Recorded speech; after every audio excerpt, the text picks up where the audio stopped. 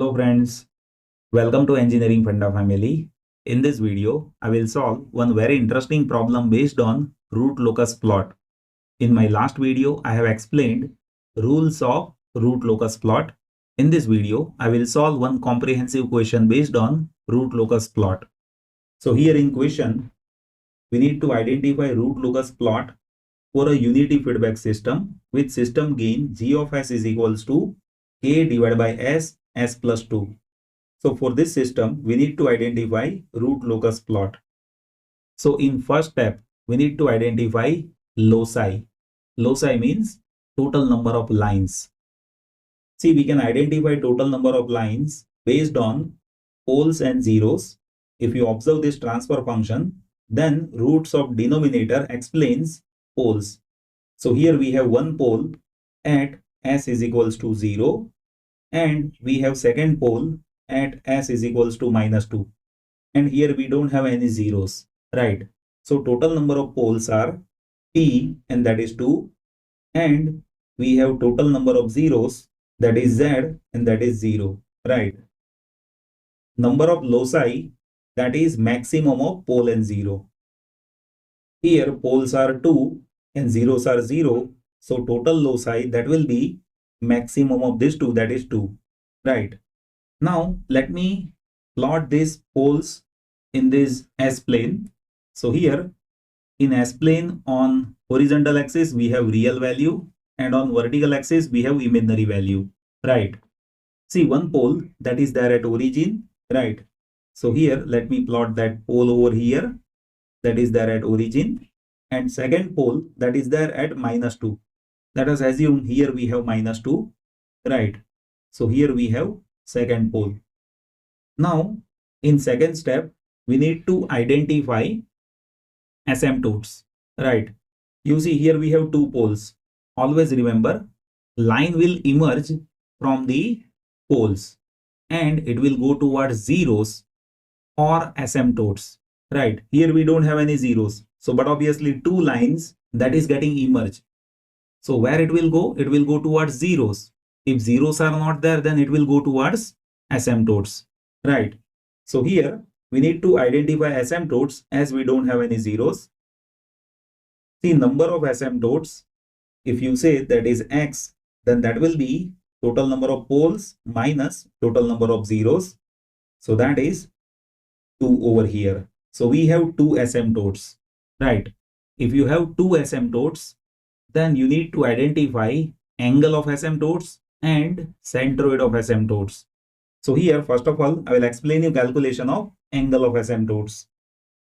See, angle of asymptotes, if I say that is theta a, then that is 2n plus 1 divided by p minus z into 180 degree. Here we have two asymptotes. So here value of small n, that will be 0 and 1, right?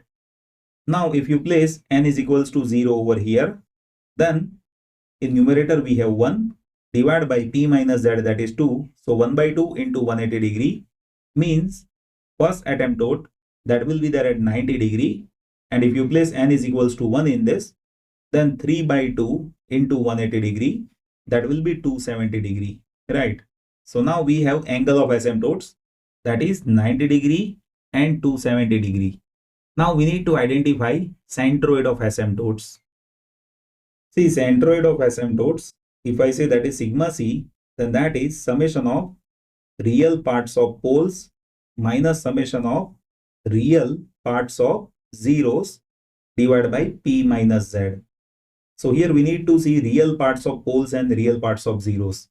If you observe, see location of poles, so that is 0 and minus 2. So summation of real parts of poles, that is 0 plus minus 2, that is minus 2, right? So summation of real parts of poles, that is minus 2. We don't have any zeros, so minus 0 divided by total poles minus total zeros, so that is 2. So here we have centroid, that is minus 2 by 2, that is minus 1, right? Now we need to plot this asymptote. So here let me explain. See, asymptote, that is somewhere over here at minus 1. Centroid, right? So centroid is minus 1, and angle that is there at 90 and 270 degree. So 90, that is this angle, and 270, that is this angle, right? So here we have asymptote that is having angle 90 degree, and here we have angle 270 degree, right? Now let me explain how plot is happening. So here if you plot root locus, then as I have told you, line will emerge from the pole, right? And it should go towards zeros or asymptotes. So here we have two asymptotes. So but obviously line will emerge from the poles, right? And see, the root locus should be symmetric with respect to real axis. So whatever line that is emerging from this pole, that will go in this direction, right? It will go in this direction, and line from this pole that will go in this direction, and both line that is getting breakaway somewhere over here, right? After that, those lines that will go towards asymptote. So here next step, that is to identify breakaway, means at what location breakaway is happening, right? See, breakaway point that we can identify from characteristic equation, and characteristic equation, that is 1 plus GS HS is equals to 0, right? Now here if you observe in question, GS is given and we have unity feedback, means HS is equals to 1. So here we will be having 1 plus GS HS is equals to 0, that is 1 plus K divided by S plus 2, that is equals to 0, right? Now from characteristic equation, in breakaway point, we need to identify constant K. So here what is constant K? If you take this one on other side, then you will be getting K, that is minus of S into S plus 2, right? Or you can say K is equals to minus S square minus 2S, right? Now from the value of K, we need to differentiate this K with respect to S, and that should be equals to 0 to identify breakaway point. So here we need to have dk by ds, that is equals to 0. So if you differentiate this K with respect to S, then here we will be having minus of 2S minus 2 is equals to 0. So here if you take this 2 on other side, then you will be having S, that is minus 1, right? So at location minus 1, we have breakaway point. So here you can observe, see line that is emerging from the pole, and at minus 1 somewhere over here, there is breakaway, right? At this location, there is breakaway, and you will be observing after breakaway, line will go towards asymptote, right? It will go towards asymptote. So one line that will go towards 90, and second line that will go towards 270 degree, right?